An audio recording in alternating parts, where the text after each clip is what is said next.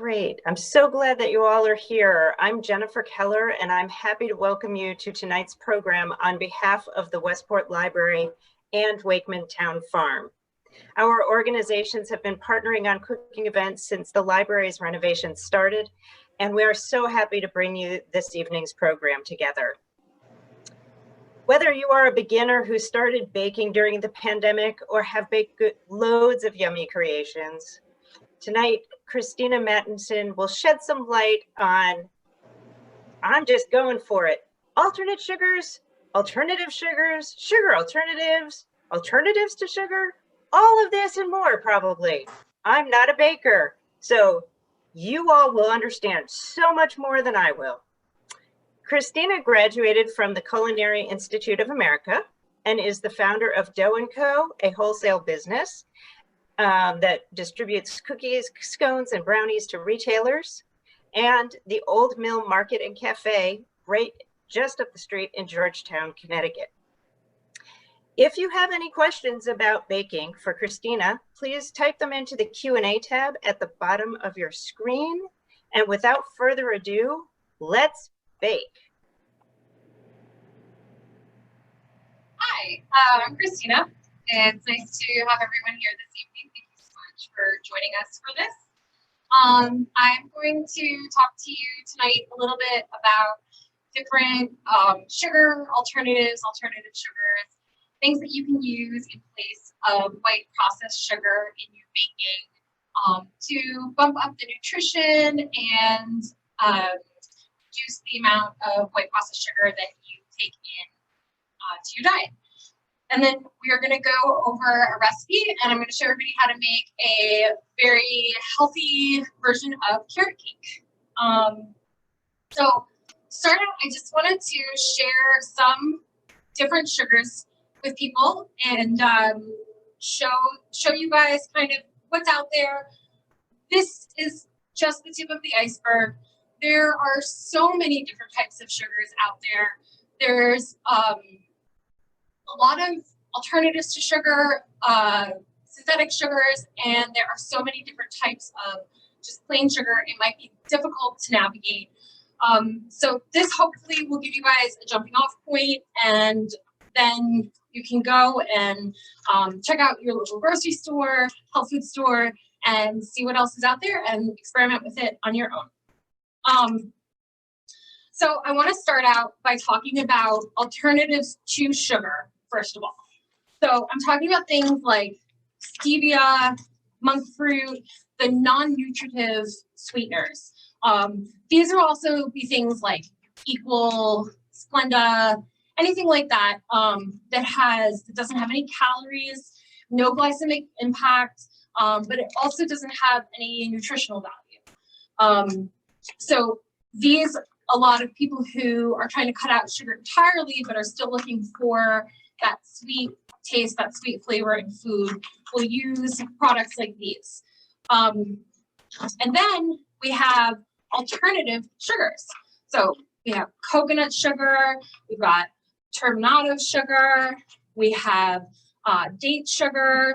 These are all different types of sugars that are all natural and a much better choice than refined white sugar.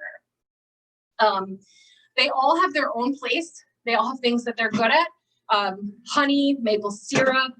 This is a syrup that is made from apples. The only ingredient in it is apple juice concentrate, and it is a great alternative to corn syrup.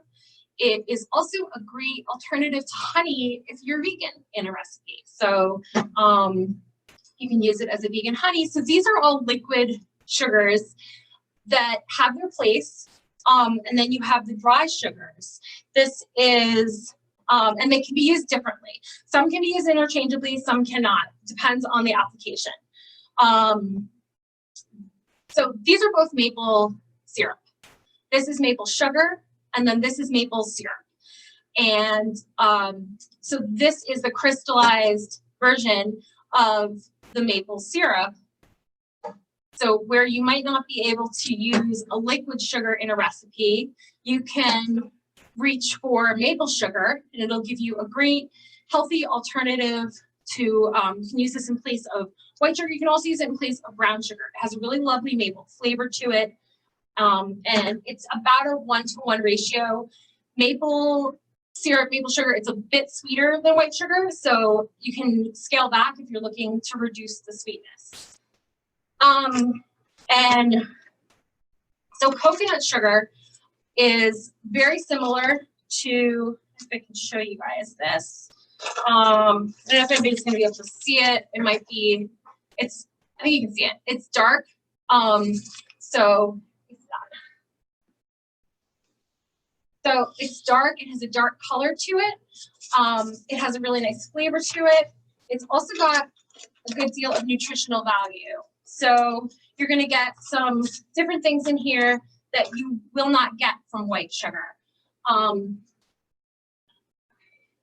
So this is a really nice alternative to use for white and brown sugar recipes.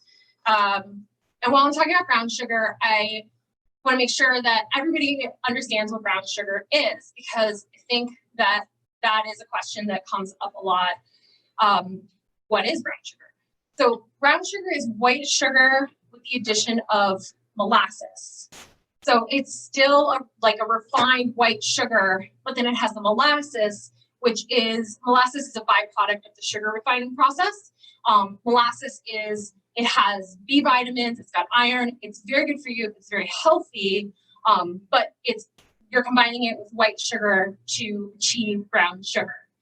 And then you've got light brown sugar and dark brown sugar, and all that means is more or less molasses content with the white sugar. So things like this, if you want to eliminate that, things like this will give you a nice alternative to the refined sugar. And then we have date sugar, which is really fantastic. It's a little more expensive than some of the other sugars, but it is just dates. It's just ground and dehydrated dates. So it's fruit. Dates are a fruit here, and they just dry it, grind it up, and you can use it 1-to-1 ratio. When I say 1-to-1 ratio, I mean that if it's a cup of sugar, you can use a cup of the granulated sugar alternative, which makes changing your recipes very easy. So you don't have to go and find special sugar, alternative recipes, sugar-free recipes. You can just take your favorite cake recipe, your favorite cookie recipe, and you just swap out a cup of sugar. I think it even says it, some of these bags say it. So it says like replacement 1-to-1. You just swap it out cup for cup and use it just as you would regular sugar. So some of these things are going to be great in your baking recipes. Others you're going to want to stick to, your dry sugars. You can exchange it. The honey, maple syrup, things like this, the liquid sugars, the easiest way to incorporate these into what you're making is to use it anywhere it asks for, if it's asking for like a corn syrup, or if you're vegan and it's asking for honey, then this is a really lovely alternative to that. But when you add liquid sugar to a recipe, it changes the recipe. So baking is chemistry, and where you're going to make one change, it's going to alter the way the recipe ingredients work together. And to avoid the mess, you can just use the dry versions. If you want to use maple, use this one instead of this one. Make your life so much easier. Okay, so I want to show you guys. I want to show you a cake that we made with regular sugar and then with the monk fruit, just so that you could see a little bit of the difference. So this is monk fruit sweetener. So monk fruit is a non-nutritive sweetener. So no nutritional value, but also no calories, no glycemic impact. A lot of doctors and nutritionists will recommend it for diabetics, but you're going to want to go with what your doctor says. If you have a health issue where you need to restrict, limit, or reduce sugar, then you need to follow your doctor's orders. Don't listen to me. I'm not a doctor. So this is the vanilla cake made with the regular sugar. Hopefully everybody can see the color. And then this is the vanilla cake made with the alternative sugar. As you can see, it's falling apart. It doesn't have the same texture as this cake does. This cake is nice, it's moist. You know, sugar plays many different roles in baking. Sugar adds sweetness to baked goods, but it also has at least one other effect in the recipe. Sometimes it's moisture, sometimes it's structure. You know, it changes when you change the sugar, it changes the recipe. So you can see this has this, you cannot hear it probably, but it has this very like crumbly, hard, it has a different crumb structure on it. Hopefully you guys can see that. And you cannot smell it obviously over the computer, but if you were here with us, you would notice a difference in smells. This is made with regular sugar. This is made with the monk fruit sweetener, and you can smell the sugar alcohols that are in with the monk fruit. You can smell them coming off of this. It's not as pleasant, but if you need to reduce sugar or limit sugar, then this might be a good alternative for you. But just understand going in that it's definitely not going to be exactly the same as using something like this or like a refined white sugar. And then the other thing I wanted to bring up about sugar alternatives, the Truvia. So this is a new product that Truvia came out with.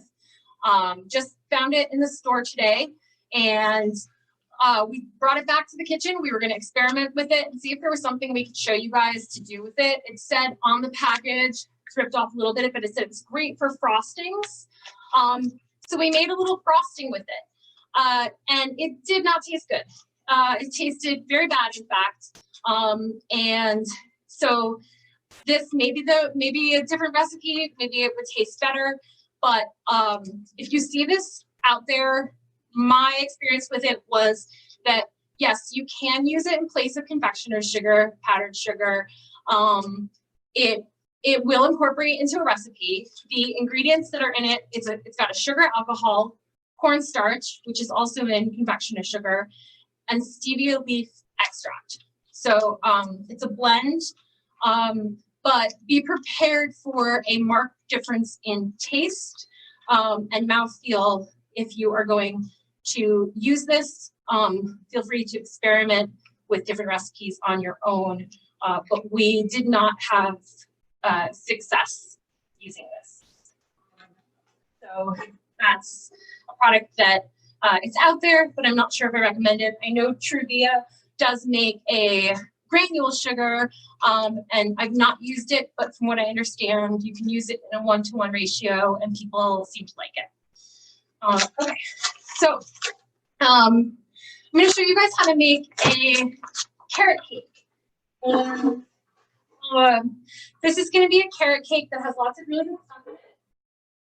Made with sugar, with alternative sugar instead of the alternatives to sugar. And so we're going to be using these little cake crumbs out of here. So we're going to be using the dates to sweeten it, maple syrup, and then another really great ingredient that you can use, applesauce. So applesauce is great for adding a little bit of sweetness, all natural sweetness, and also as a fat replacer. So you can reduce the amount of fat in the recipe and the amount of sugar at the same time. 2 birds, 1 stone. It's a really lovely option. But it is a liquid, so you're going to want to consider that in your recipe, that you may need to alter some of the other ingredients. All right. So to start out with this, we have the dates. It's about 8 dates. We have them chopped up in a bowl. And we're just going to reconstitute them a little bit, which just means putting a bit of warm water over them just to soften them up and make them easier to work with.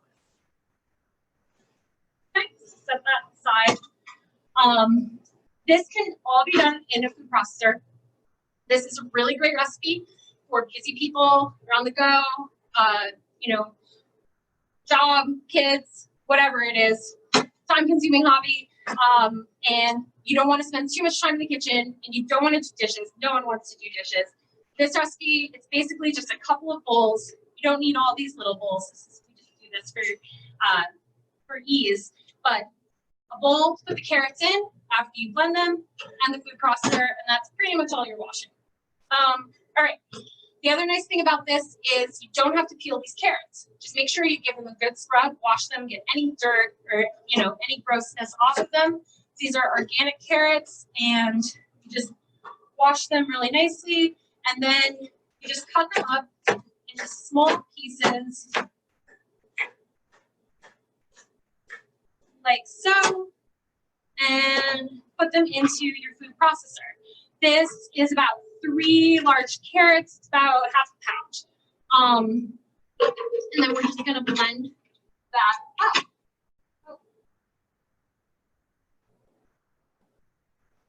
We're not plugged in. We need to be plugged in for electricity. All right, here we go.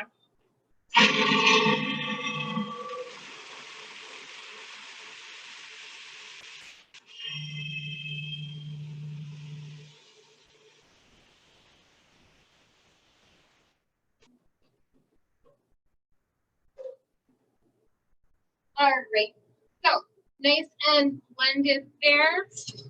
And then we take them out, put them into this bowl here.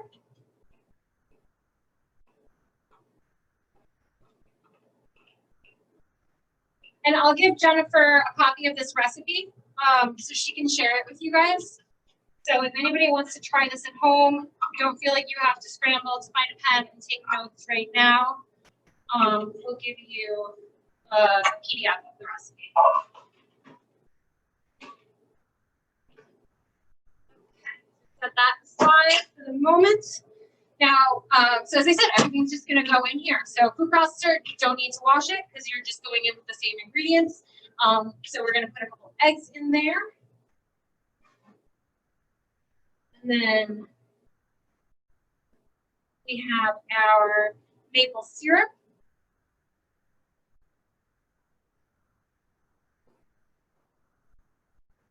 Fat.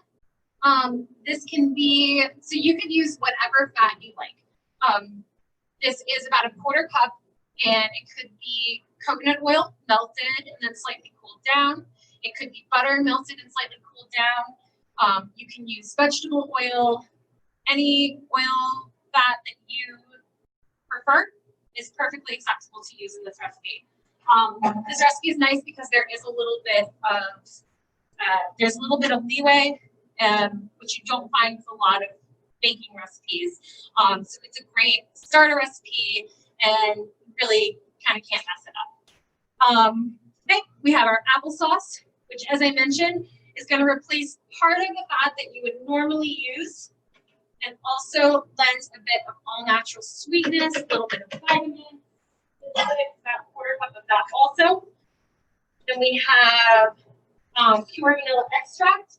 You want to use pure vanilla extract, not imitation, none of that stuff. You want the good stuff. It's a little more expensive, but definitely worth it because it'll just put so much good flavor into your baked goods. You won't have all that artificial aftertaste in whatever you're making. Okay, and then you need about a 1/4 cup of milk. So this can be cow milk, it could be oat milk, it could be almond milk, it could be whatever type of milk you like. If you want to make this vegan, obviously you're going to use a non-dairy milk.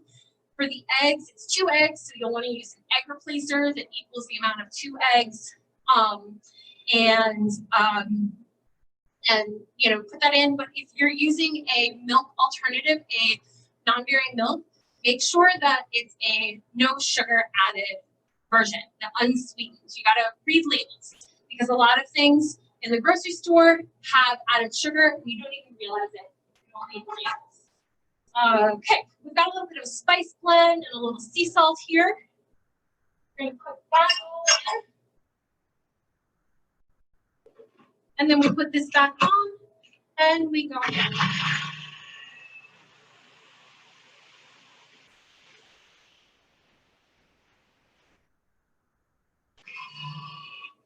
All right. So once it is well incorporated, want to scrape it down. Just make sure you've got all the little bits of everything in there for your next step.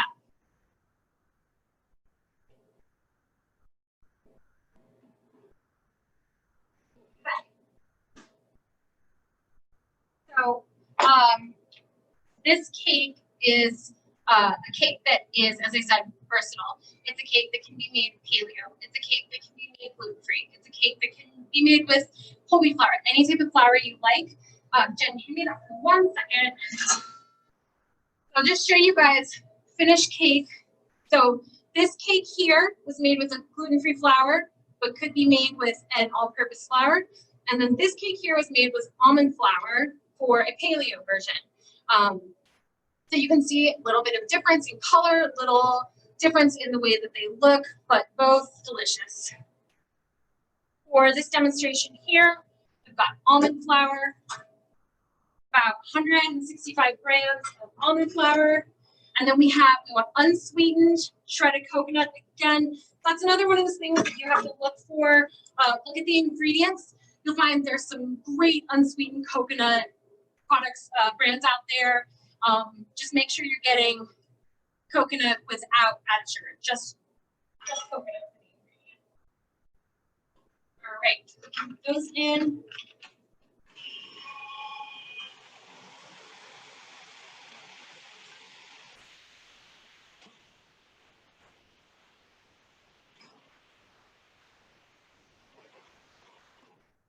All right, well mixed. So here you go. See, nice and well incorporated, light in color.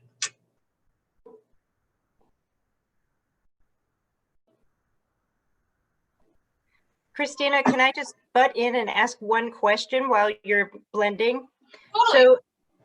So I know we're talking about different sugars and sweeteners, but for the different flours that somebody might want to use, are the flour ratios still 1-to-1, or do you also have to pay attention to the flour ratio? Yeah, I mean, with this recipe, you can do a 1-to-1 by weight. So, so the two cakes that I just showed, those were both made with 165 grams of flour, one with an almond flour and one with a cup for cup all-purpose gluten-free flour.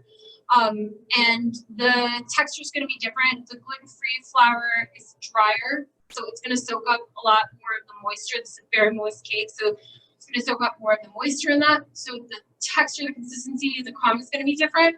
But you can definitely just kind of 1-to-1. And the only flour I would say you might want to scale back a little bit is like if you use 100% whole wheat flour, like a whole wheat all-purpose type flour. You know, you're not going to want to use a bread flour for something like this, but you might want to use slightly less whole wheat than you would use with a regular all-purpose or gluten-free all-purpose. And I'll put all of the measurements in cups and in grams in the recipe so that people can experiment with different types of flours if they like. Oh, great. Thank you. Mm-hmm. All right, so now we put our carrots in.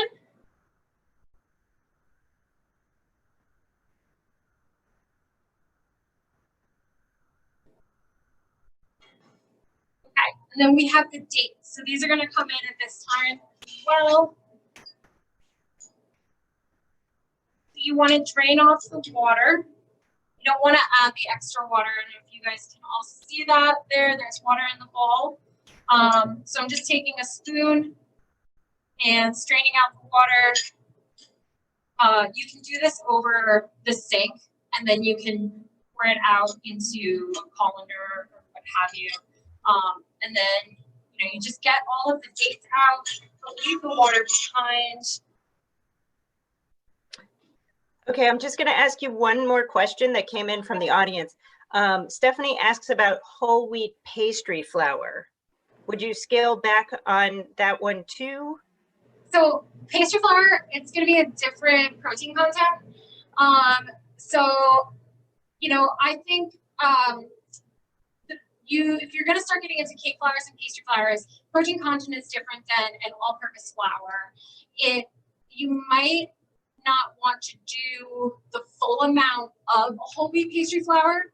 You might want to do half whole wheat pastry flour and half all-purpose flour. It may end up too rubbery.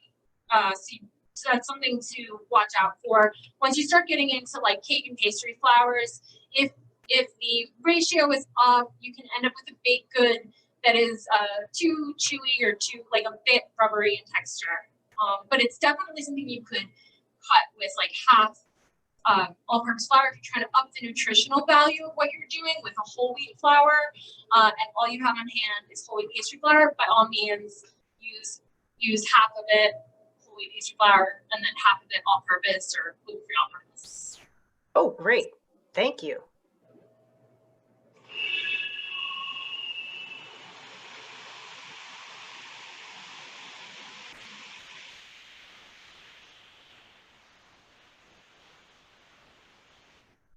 Okay, so we're done.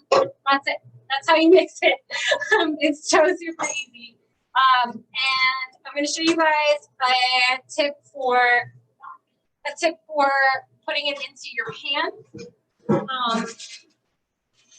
so that it comes out of the pan instantly. All right, so many of you probably already know that you don't want to start with a dry pan. You want to grease your pan in some way, whether it's butter, whether it's shortening, oil, spray, whatever it is. Here, we either use a pan spray or we use oil brushed on, just depending on what we're doing. And then we also flour and line pans to make it even easier to come out. So this is parchment paper. It's different from wax paper. Wax paper, you may be familiar with. It has the coating on it. If you're going to do this, you want to buy parchment paper specifically. They cannot be used interchangeably. If the wax paper is heated, the wax will come off into whatever you're making, and it's not good.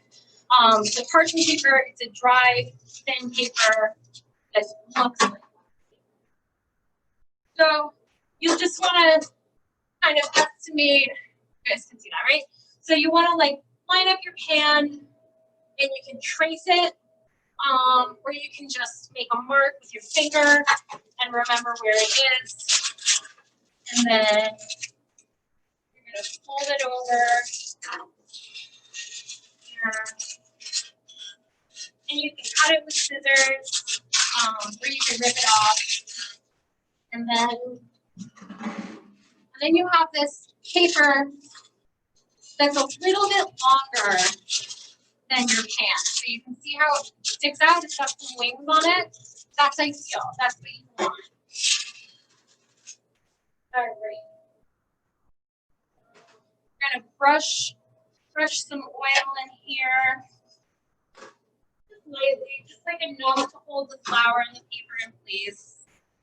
You don't want it to be greasy. You want to go overboard with it.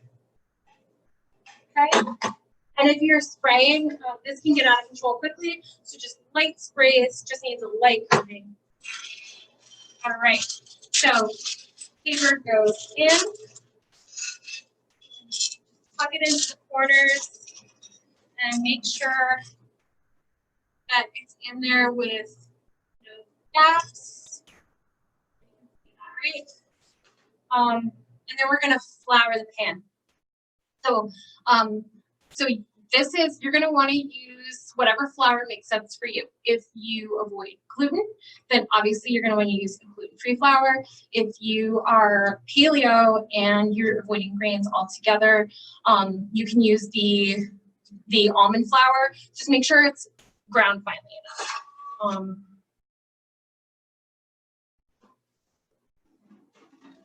Okay. All right, so you just knock it off into something, your flour bin or your garbage can or whatever. And make sure that you're coating both sides that aren't covered with parchment paper.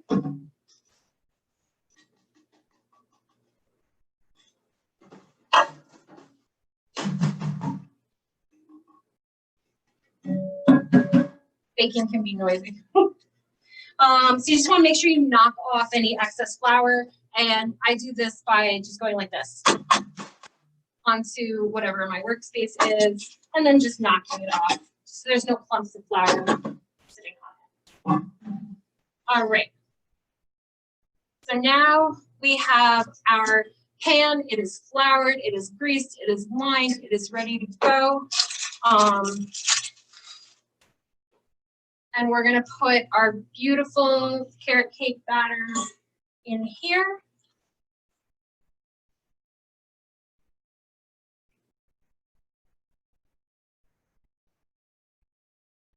So this is great. This has, so you've got a vegetable, right? You've got carrots, you've got 2 fruits, you've got dates, and you have apples. You have healthy fat. You've got no refined sugars in it. You use maple syrup instead.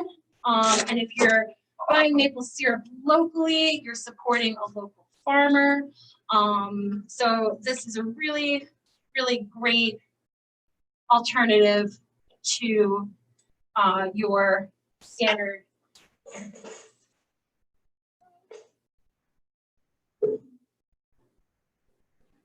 Okay. And then you'll just want to spread it out. Now, so you can spread it out a number of ways.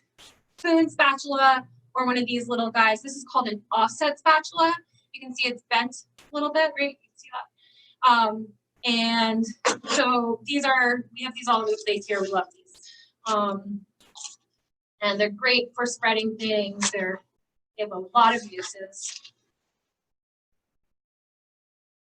Okay.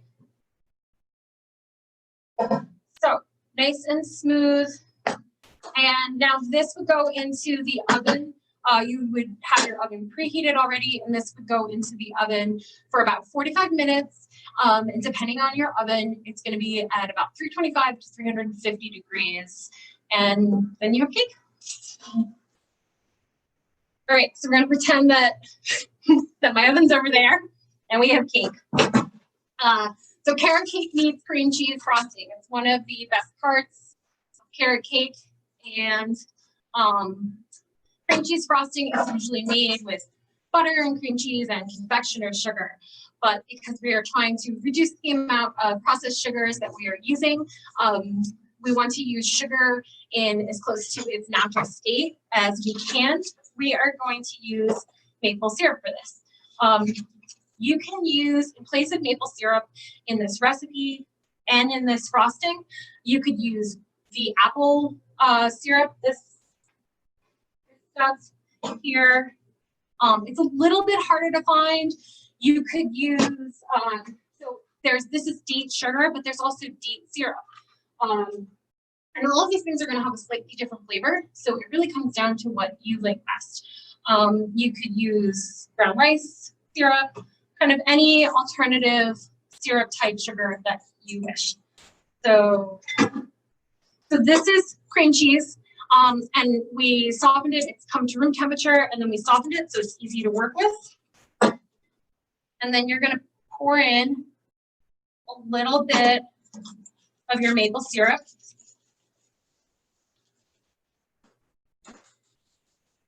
And you whisk it together like this.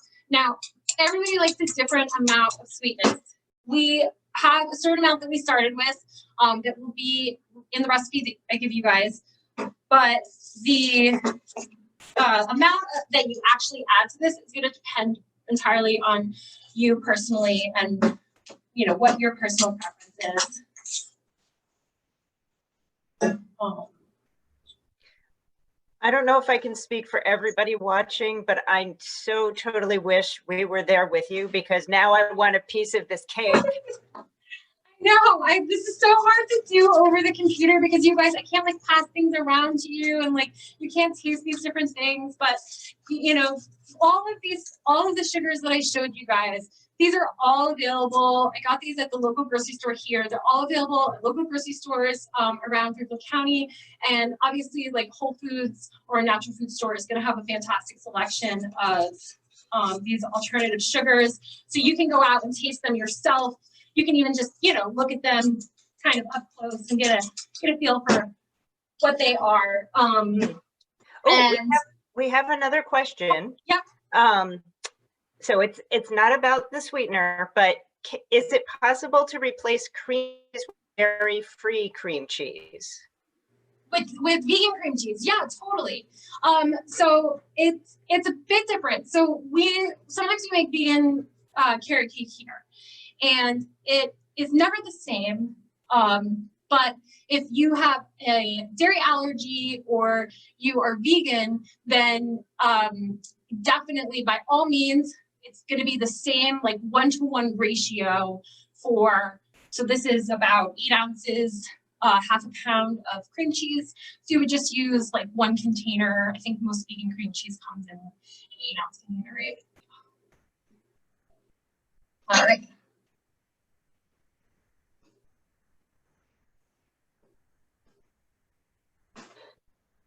Okay, so hopefully you guys can see it's soft, it's spreadable. The color has changed a little bit, you know, with the maple, and it adds a bit of a darker color to it. And then just add it onto your cake. So one of the reasons that we did this cake the way that we did with showing 2 different ways of doing it is that you may or may not want nuts for whatever reason. And you can add nuts to this recipe. If you love pecans, if you love walnuts in your carrot cake, you could throw some in. I will put something in the written recipe telling you like how much to add if you're going to add it. But you can add it into the food processor when you're doing it. And then after you frost it, you can add nuts on top also. But not everybody does nuts. So with that in mind, we didn't do nuts on the top. But so there you have it. And then you can garnish it with nuts. You can garnish it with some unsweetened shredded coconut. You know, there's a lot of possibilities for something like this. You can see it's a single layer cake. It's a bar cake. You can turn it into a layer cake. You can bake it in a round pan. This is 1 times the recipe, and this is 1 times the recipe. So depending on how many layers you're going to want, depending on the size of your pan, you know, you would double or triple the recipe as needed. So there we have it. Oh, wow. Thank you so much, Christina. I have another question, and if anybody in the audience wants to type in a question in the Q&A section, please feel free to do so. So you mentioned rice sweetener or rice syrup, but you didn't really talk about it, but I've heard a lot about it, but I don't even know what that is. Okay. So brown rice syrup. So I don't have any here to show you guys, but it comes in a jar, and it has a consistency and a color, a look kind of like honey. And it's made from rice. So it is very sweet though. It's sweeter than sugar, and it has a high glycemic index. So it has a glycemic index, I think maybe in like the 90s.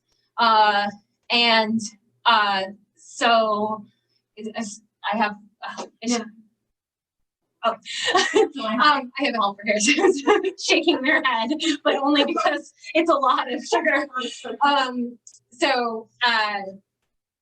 So if you're trying to scale back the quantity of sugar, especially if you have issues with blood sugar or your health with regard to sugar, it's probably one that you're gonna want to stay away from. The sugars that I've shown you guys today, for the most part, have a lower glycemic index. What a glycemic index is it is it's a number, so it's a scale, and it is a number in relation to how quickly your blood sugar spikes after ingesting whatever it is. So anything, it's not just white sugar that affects it. So anything with sugar that your body is going to metabolize like sugar is going to have a glycemic index, and it's going to have an effect on your blood sugar, whether it's bread or pasta or the sugar in your coffee or a piece of cake. So to maintain better levels of energy and avoid that crash that you get from sugar, the recommendation is that you try to ingest things with a lower glycemic index. Honey has a lower glycemic index, coconut sugar, maple, and they vary. So I can definitely provide a little more detailed information about that in a PDF that you guys can get afterwards. But it's a lot to go into specifically on what is what. Yeah, that's okay. All right, so we have some other questions. Yep. Going back to the recipe for a second, Stephanie wants to know, do you double the salt if the recipe is doubled? Do you double the salt if the recipe is doubled? Yes. Yes. So if you are doubling a recipe, then you double all of the ingredients in the recipe. But if you are trying to reduce your salt intake, then you don't have to. You can put whatever salt makes sense to you in it. Okay, great. And Viola would like to know, what are your thoughts on using agave? Agave is great. I think agave is a nice alternative. I used to use it a lot years ago because it was one of the few things that was out there. It's a wonderful, healthy alternative. I think it's fairly accessible. I think every store has it. A lot of coffee shops have it in place of simple syrup for coffee. It's a really good alternative. And Okay. it's a syrup, so it's like you could use it. It has a similar texture to a similar consistency to this. You could use it like you would use another liquid sugar. Oh, okay, great. Crystal wants to know, does the date sugar or coconut sugar add any fruity flavor component to the vanilla or chocolate cake? Like if you were making a chocolate cake with those, would you notice that it would be a stranger flavor maybe? Okay, so chocolate, if you're using an unsweetened cocoa powder, like a good quality unsweetened cocoa powder, it's gonna have such a strong flavor, and chocolate already has some fruity notes to it, that I think a coconut sugar or date sugar actually would pair really well in a chocolate cake. I think it would just bring out some of the nuances of the chocolate. However, like that's in a chocolate cake, great. But that said, in some other recipes where you like a vanilla cake or something else where you would be able to taste the specific fruit undertones, then yes, you're definitely going to notice a difference. They all have their own unique flavors. The date sugar is it's literally dates that are dehydrated and ground up. So whatever these guys taste like, this guy tastes like. Okay, well, that's a lot to think about there. Lynn says, thank you, Christina, yum. And I bet Lynn and I are probably going to get off of this call and go raid our pantries. And then Crystal says, Old Mill has the best brownies. Are those baked with white sugar or an alternative? So we usually try to use things like that. We try to use an evaporated cane juice, which is very close to a white sugar. And so some things, when you're baking in mass, it's not practical to use things like this.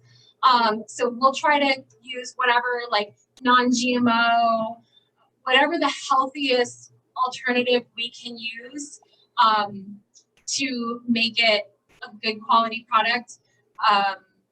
But we're not using this in our regular everyday brownies.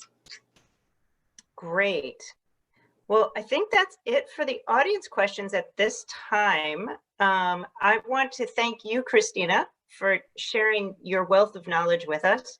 And I'd like to thank the audience for coming out to, well, not coming out tonight, for staying home tonight and hearing about all of these other choices for baking. Oh, wait a minute.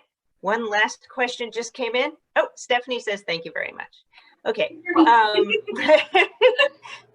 Just so that everybody at home knows, after tonight, the link for the event registration will turn into a link to watch a replay.